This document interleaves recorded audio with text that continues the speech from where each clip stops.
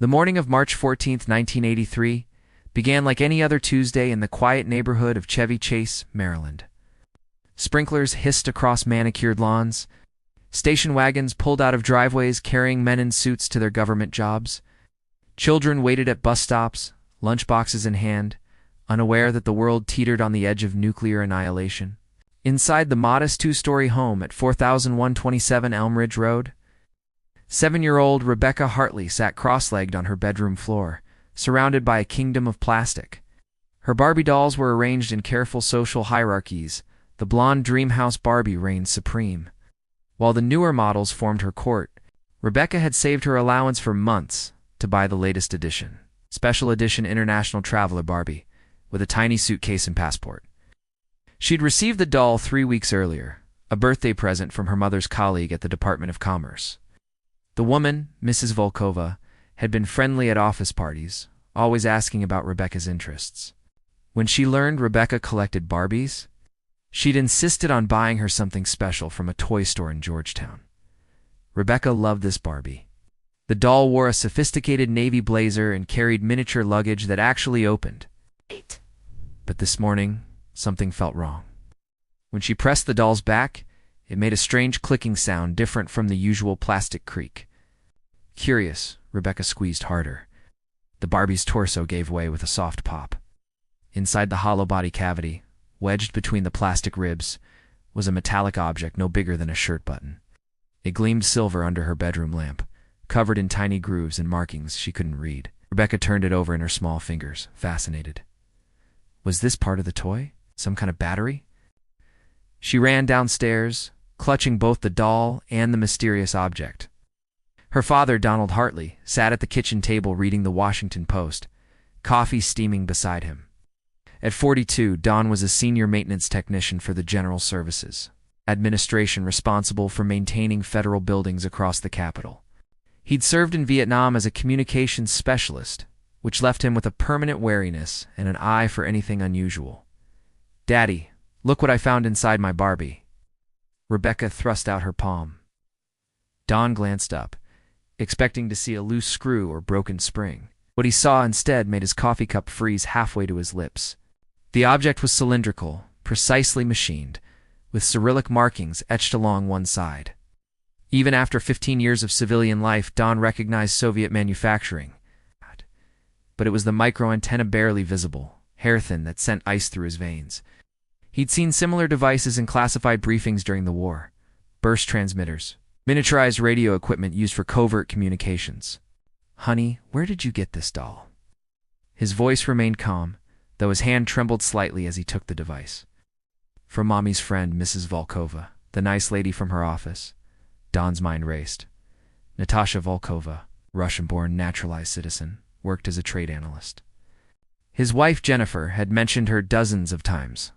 Always helpful, always interested in the Hartley family's routines, their schedules, Don's work locations. He stood abruptly. "Repa, I need you to do something very important. Don't touch this doll anymore, and don't tell anyone about this. Not your friends, not your teacher. Can you do that for Daddy?" Rebecca nodded, sensing the gravity in his tone. Don went to the phone in the hallway, his heart pounding. He dialed a number he'd dememorized during his security clearance process, but never expected to use. The FBI's Washington Field Office Counterintelligence Hotline. The line clicked. "Federal Bureau of Investigation. How may I direct your call? I need to report a suspected intelligence device. My name's Donald Hartley. I have a security clearance with GSA. I believe I've found Soviet communications equipment hidden in a child's toy." There was a pause. "Please stay on the line, Mr. Hartley." 90 seconds later, a different voice came on deeper, with the clipped authority of someone accustomed to crisis. "Mr. Hartley, this is Special Agent Robert Kellerman, Counterintelligence Division. I need you to describe exactly what you found, and don't leave out any details." Don explained everything. The doll, the hidden device, Mrs. Volkova, the timing of the gift. As he spoke, he noticed his hands were sweating. If this was real, if he'd just stumbled onto an active Soviet intelligence operation, his family had been living alongside enemy agents for months. "Mr. Hartley, I need you to listen carefully," Kellerman said. "Do not touch the device again. Do not discuss this conversation with anyone, including your wife. until we arrive. We're sending a team to your location immediately. They'll be in unmarked vehicles. Lock your doors and wait for my call. We'll use the phrase package delivery when we knock. Do you understand? Yes, sir. You've done the right thing calling us. Stay calm. We'll handle this. The line went dead. Don returned to the kitchen, where Rebecca still stood, clutching her damaged Barbie. He knelt down, forcing a smile. You know what, sweetheart? Daddy needs to keep this doll for a little while. For work, why don't you go play with your others? But that's my favorite. ... I'll get you a new one, I promise. An even better one. Rebecca's face brightened slightly. Okay. As she bounded back upstairs, Don sat alone with the device on the table. Through the kitchen window, the neighborhood looked exactly as it always did. Peaceful, ordinary, American. But now he saw it differently. How many of these houses concealed secrets? How many friendly faces at block parties wore masks? 28 minutes later, 3 dark sedans pulled up outside. Men in conservative suits emerged. No badges visible. No FBI insignia. They moved with practiced efficiency, scanning the street before approaching the door. The knock came. Package delivery. Don opened it to find 5 agents, led by a tall man with steel-gray hair and cold blue eyes. Mr. Hartley. I'm Special Agent Robert Kellerman. May we come in? The interrogation room on the 4th floor of the Washington field office was designed to be deliberately uncomfortable bare walls, fluorescent lighting that hummed just loud enough to be irritating, and a metal table bolted to the floor. But Don Hartley wasn't a suspect. He sat across from Special Agent Kellerman and his partner, Agent Diana Foster, a sharp-eyed woman in her mid-30s who specialized in Soviet technical intelligence. The microtransmitter sat in a clear evidence bag between them, now photographed and cataloged as item WFOCI 830147. What you found, Mr. Hartley? It's a Soviet UHF burst transmitter, Agent Foster explained, adjusting her reading glasses. Manufactured approximately 18 months ago at a facility outside Moscow. It's part of a sophisticated dead drop. System messages are recorded. It's compressed into millisecond bursts and transmitted to receivers that can be miles away. Nearly impossible to detect without knowing exactly when and where to listen. Don leaned forward. And someone put it inside a toy meant for my daughter. Not just any toy, Kellerman interjected. A Western consumer product, perfect camouflage, who searches children's dolls? Mrs. Volkova, Don said. She gave Rebecca that Barbie. She must be KGB. Foster shook her head. It's not that simple. Volkova is a naturalized citizen, yes, but she's been thoroughly vetted. No red flags in her background. She's what we call a useful idiot in the best-case scenario, or a low-level asset in the worst. The real question is, who gave her that doll to give to your daughter? Kellerman pulled out a photograph of surveillance shot of a woman in her 50s.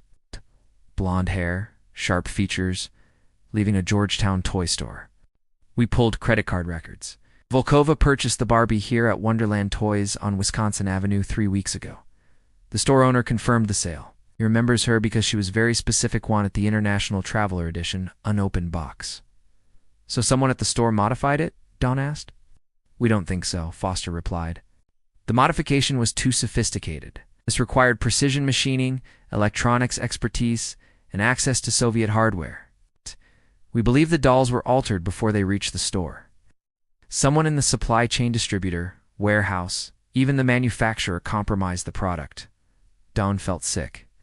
How many dolls are out there? That's what we need to find out. Kellerman stood, pacing. The International Traveler Barbie was a limited release, only 5,000. Units produced for the D.C. metropolitan area. They hit shelves in late February.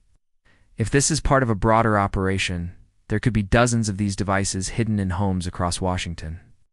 Homes of government employees, military families, contractors. The implications were staggering. The Soviets had weaponized childhood innocence itself. Austera opened a folder containing surveillance logs. We've been monitoring Volkova since your call. Yesterday evening, she visited 3 locations, a dry cleaner in DuPont Circle, a bookstore in Adams Morgan, and a park in Georgetown. Standard counter-surveillance route designed to shake tails. But we've been doing this longer than she has. We stayed back, used vehicle rotation, and kept visual contact. She slid a series of photographs across the table. They showed Volkova sitting on a park bench, feeding pigeons. In the fourth photo, a man sat down beside her, middle-aged, nondescript, wearing a tan overcoat. "We don't have a positive ID on him yet," Kellerman said. "But his behavior screams intelligence operative." He sat for exactly 90 seconds, never made eye contact with Volkova, then walked away. Classic brush pass. "We believe she handed him something, possibly information about your family's routines. Your security clearance level, the buildings you service." Don's stomach tightened. "They've been watching us. For months, we suspect." The Barbie was both a communication device and a test. If your daughter had kept playing with it normally, the transmitter would have activated, periodically sending brief bursts of data whenever it was near a receiver. "Your home, Mr. Hartley, is less than 3 miles from the Soviet embassy." "Within range, Jesus Christ." Foster's expression softened.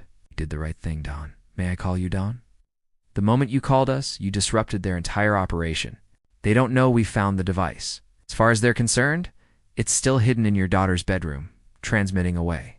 Kellerman returned to his seat. "Which brings us to our next move. We want to use this, turn their operation against them, but we need your cooperation." Don met his eyes. "What do you need me to do?" "Go home. Act normal. Tell your wife the FBI is investigating a potential security breach at your workplace. Something vague, nothing that will alarm her. Don't mention Volkova. Don't mention the doll. We'll have agents watching your house 24 hours a day. If anyone approaches anyone unusual, call this number immediately." He handed Don a card with a single phone number written in pen. "What about Rebecca?" "She's safer than you think," Foster assured him. "Soviets don't target children. They use them, yes, but they won't harm her. You're the asset they want access to: building schematics, security protocols, the infrastructure you maintain. Rebecca was just the delivery mechanism." Don pocketed the card, his jaw set. "When do we move against them?" "Patience," Kellerman said. "We followed the network. Volkova leads us to her handler. The handler leads us to the safe house. The safe house leads us to the entire cell. This could be the biggest counterintelligence breakthrough since the Rosenbergs. But only if we don't spook them." Over the next 7 days, the FBI deployed a massive surveillance operation, codenamed Matryoshka, after the Russian nesting dolls.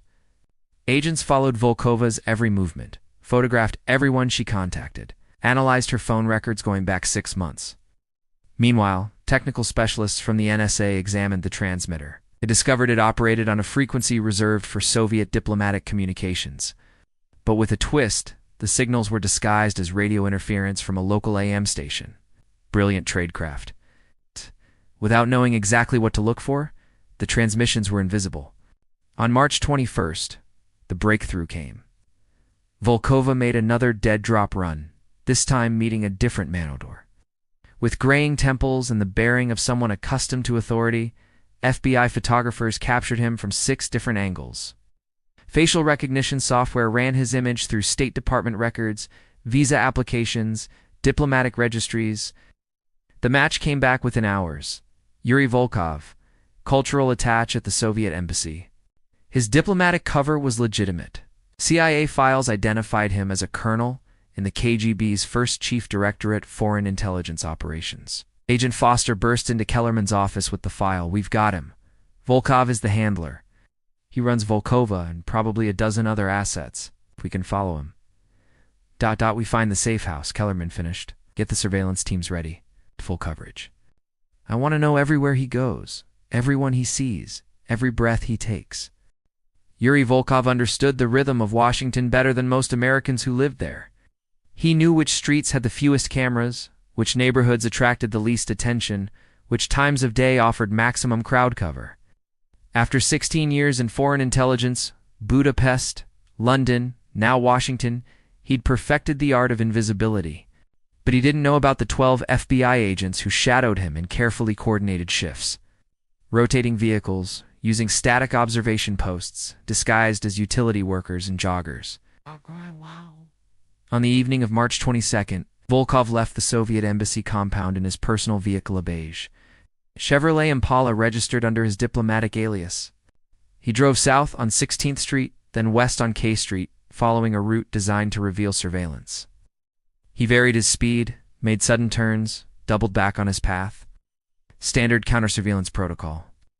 The FBI stayed back, using a leapfrog technique one car, following at a distance, while others paralleled on adjacent streets, communicating via encrypted radio. Volkov saw nothing suspicious. After 45 minutes of driving, apparently satisfied he was clean, Volkov turned onto a quiet residential street in the Cleveland Park neighborhood, tree-lined working class, far from the usual diplomatic circuits. He parked 2 blocks from his destination and walked the rest of the way. From a surveillance van disguised as a telephone company truck, Agent Foster watched through a telephoto lens as Volkov approached a nondescript brick townhouse at 3847 Macomb Street.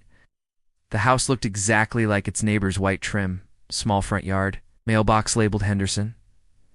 Volkov glanced around once, then walked up the steps and knocked 3 sharp raps. Paused 2 more. A signal. The door opened. A woman appeared, mid-40s, dark hair, unremarkable. She let Volkov inside. The door closed. "We've got it," Foster whispered into her radio. "Target has entered the location. Probable safe house. Begin long-range surveillance." Within hours, the FBI had deployed every asset at their disposal. Directional microphones captured muffled conversations through the walls. Thermal imaging showed heat signatures of at least 4 people inside.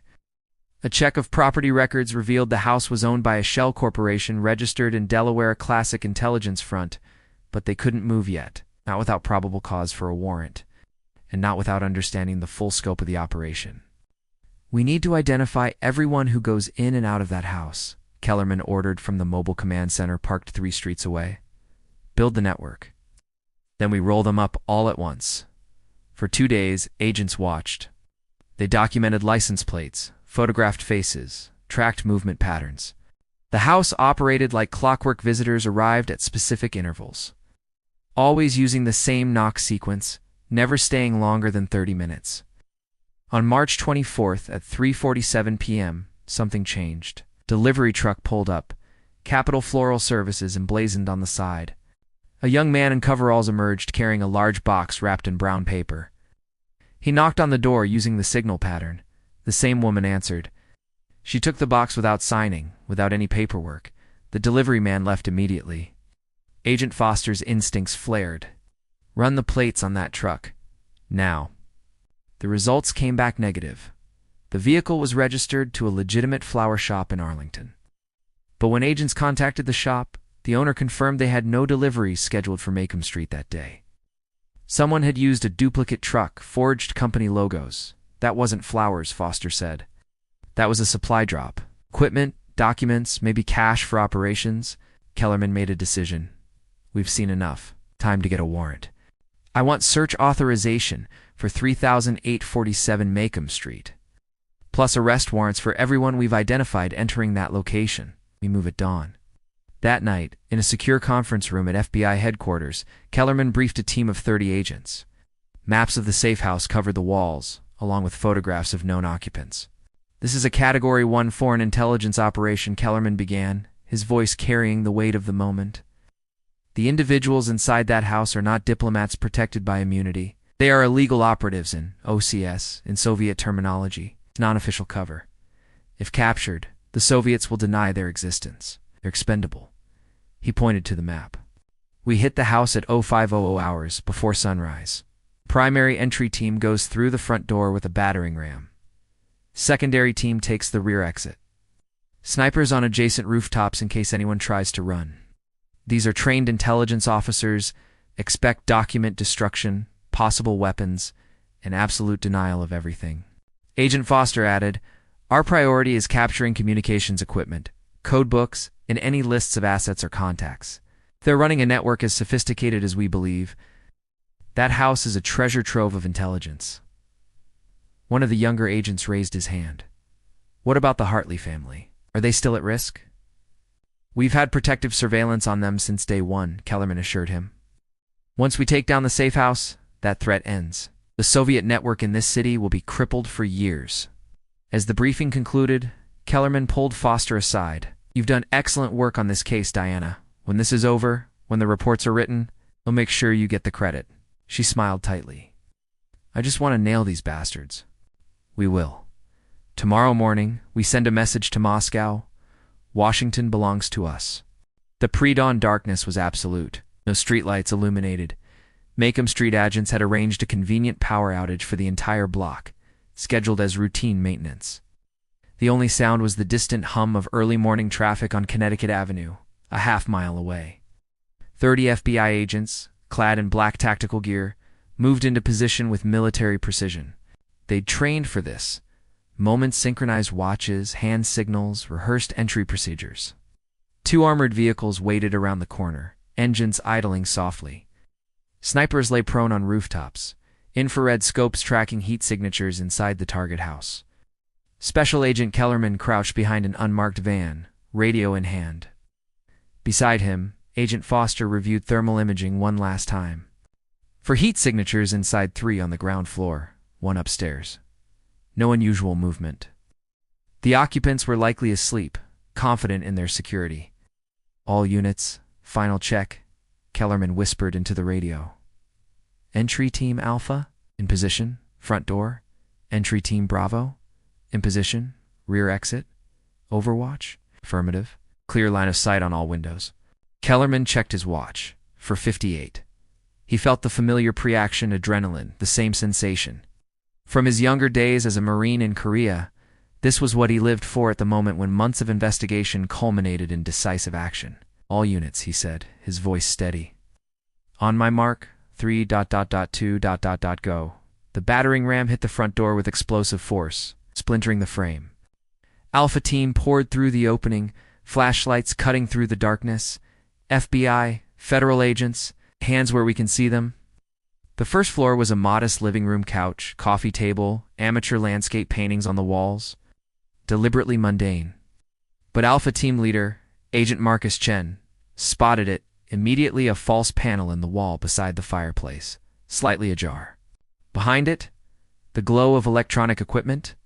2 figures emerged from a hallway. Hands raised a man and woman in their 40s. Dressed in pajamas, faces masks of calculated confusion, playing innocent. What is this? What are you doing? The woman demanded in perfect, unaccented English. We've done nothing wrong. On the ground now, Chen ordered. Face down, hands behind your back. They complied, but their eyes were too calm, too controlled. Trained operatives. Upstairs, Bravo Team encountered the 3rd occupant, a younger man, mid-30s, who'd been sleeping in a bedroom converted into a communications center. Radio equipment lined one wall. A teletype machine sat on a desk, and maps of Washington covered the others, marked with locations, notations in Cyrillic, and what appeared to be surveillance schedules. Target secure. A voice crackled over the radio. 1 subject in custody upstairs, 2 on the ground floor. No resistance, no weapons recovered. Kellerman exhaled. Phase 1 complete. He stepped out from behind the van and walked toward the house, Foster beside him. Inside, agents were already photographing everything the communications equipment. The maps, stacks of documents, hastily hidden in a closet. But it was the hidden room behind the false panel that made Kellerman's pulse quicken. The concealed space was small, perhaps 8 feet by 10, but densely packed with espionage infrastructure. A sophisticated radio transmitter occupied one corner East German manufacture, capable of reaching Moscow directly, using encrypted burst transmissions. Beside it, a cryptography machine, a modified Fialka M125, the Soviet equivalent of an Enigma device. Codebooks sat in a locked safe that agents were already working to open. But what caught Kellerman's attention was the wall-mounted corkboard covered in photographs and index cards. Surveillance targets. He recognized faces: mid-level government employees, military contractors, scientists from nearby research facilities. Each card contained handwritten notes, work schedules, family members, vulnerabilities. And there, among dozens of others, was a photograph of Donald Hartley standing outside a GSA building, unaware he was being watched. Foster pointed to a shelf holding row after row of toys, all unopened in their original packaging. Barbie dolls, G.I. Joes, teddy bears, at least 30 units. Jesus Christ, she whispered. They were planning to expand the operation. More families, more children, more transmitters. An agent carefully opened one of the Barbie boxes, examining the doll inside. Using a small flashlight, he located the seam in the doll's torso and gently pried it open. Inside, identical to Rebecca Hartley's discovery, sat another microtransmitter. Kellerman turned to the three captured operatives, sitting on the living room floor, hands zip-tied behind their backs. The woman met his gaze without flinching. "You have diplomatic immunity," Kellerman said, testing her. "Why not claim it?" Her expression didn't change. "I'm a U.S. citizen. My name is Linda Henderson. I work as a dental hygienist." "I don't know what you're talking about." The lie was flawless, rehearsed 1,000 times for precisely this scenario. But Kellerman had been in counterintelligence for 23 years, knew the tells, the micro-expressions, the controlled breathing, the way her eyes flickered toward the hidden room for just a fraction of a second. "Really?" He gestured to the communications equipment. "Then you woe and mind explaining why you have a direct radio link to Moscow in your living room?" No response. She'd gone silent, defaulting to the final protocol. Admit nothing, demand a lawyer, wait for extraction. Foster approached with a folder recovered from the upstairs bedroom. She opened it, revealing typewritten pages and Russian operational orders dated 3 weeks earlier. Her Russian was fluent, honed during a decade working Soviet counterintelligence. She read aloud, translating as she went. "Target expansion phase approved by Center. Deploy additional SIGINT packages through consumer channels. Priority assets, infrastructure technicians, communications engineers, and logistics coordinators with access to federal facilities. Use family connections where possible. Children's toys provide optimal concealment for urban environments." Kellerman shook his head in disgust. "Using kids as unwitting mules. That's a new low, even for the KGB. The male operative, the one captured upstairs, spoke for the first time. His accent was faint but detectable, Eastern European. "You understand nothing? This is how wars are prevented. Both sides watch each other. Balance. If you didn't spy on us, we wouldn't need to spy on you. Save the philosophy for your interrogation," Chen snapped. "You're looking at life in federal prison for espionage." Over the next 4 hours, forensic teams cataloged everything in the safe house. The haul was extraordinary. 12 code books containing encryption keys for Soviet diplomatic communications. Personnel files on 47 American citizens being assessed as potential assets, $47,000 in cash, used for operational expenses and asset payments. 32 modified toys containing transmitters, ready for distribution, photographic evidence of dead drops, rush passes, and surveillance operations across Washington, detailed maps of secure government facilities, including Ronald Reagan National Airport, the Pentagon Switchboard Building, and several NSA contractor offices. But the most valuable item was a single microfiche card hidden inside a hollowed-out book, copy of Tolstoy's War and Peace. The microfiche contained the complete roster of KGB operatives working under diplomatic cover in the United States, along with their real names, ranks, and areas of responsibility. "This," Foster said, holding the tiny card up to the light, "is an intelligence coup. Every Soviet spy at their embassy just became known to us. We can watch them, feed them disinformation, turn their own network against them." Kellerman allowed himself a rare smile. "Not sure this goes directly to the director and to Langley. CIA is going to want to exploit this." As the sun rose over Cleveland Park, neighbors began to emerge from their homes, shocked to find their quiet street swarming with federal agents. Television news crews arrived within the hour, though FBI press officers released only a terse statement: "An ongoing counterintelligence operation. No threat to public safety." The 3 captured operatives were transported to separate facilities. FBI detention centers, where they would face days of interrogation. Their true identities would eventually be confirmed through fingerprints and dental records shared with Allied intelligence services. All 3 were illegal Soviet citizens who'd entered the United States years earlier using forged documents, living under false identities, waiting to be activated. Linda Henderson was actually Larissa Kuznetsova, trained at the KGB's Red Banner Institute in Moscow. The man upstairs was Dmitry Orlov, a signals intelligence specialist. The 3rd operative refused to speak at all, maintaining absolute silence even when confronted with photographic evidence of his activities. But the greatest damage to Soviet operations came not from the arrests, but from what the FBI now knew. Every asset, every planned operation, every vulnerability in the Soviet network was exposed. The intelligence war had shifted decisively in America's favor. 3 days after the raid, Donald Hartley received a phone call at home. It was Agent Kellerman.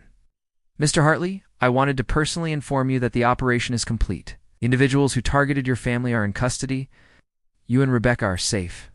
Don felt a weight lift from his shoulders that he hadn't fully realized he'd been carrying. Thank God. What happens now? Investigation continues, but the immediate threat is over. I can't share operational details, but I can tell you this. What your daughter found, what you had the courage to report, has made this country safer. You prevented something that could have compromised national security for years. The Bureau is grateful. I just did what anyone would do. No, Kellerman said firmly. Most people would have dismissed it, or been too scared to get involved. Ow! You did the right thing at personal risk. That matters. After the call ended, Dawn walked upstairs to Rebecca's bedroom. She was playing with her Barbies again. The International Traveler Edition replaced by a new doll, this one purchased by Don himself from a department store, verified and safe.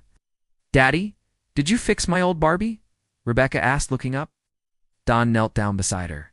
Not exactly, sweetheart, but everything's okay now. You're safe. That's all that matters.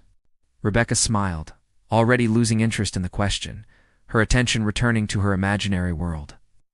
In her innocence, she'd never fully understand the role she played in unraveling a Soviet spy network, and that was exactly how it should be. Dawn watched her play, marveling at the strange, terrifying fragility of the world they lived in where Cold War espionage could hide inside children's toys, where ordinary families became battlegrounds in a silent war, and where a little girl's curiosity had changed the course of history in ways she'd never know. Outside, the sun set over Washington, casting long shadows across a city full of secrets. In living rooms and bedrooms throughout the capital, other children played with their toys, unaware of the invisible war fought around them. The Cold War continued, as it would for years to come, conflict of shadows and silence where victory came not from missiles and tanks, but from vigilance, courage, and the determination to protect the innocent from those who would exploit them. And in a secure vault at FBI headquarters, a small metallic device, no bigger than a button, recovered from a Barbie doll set cataloged as evidence. A reminder that even in the smallest, most innocent places, the battle between superpowers never truly rested.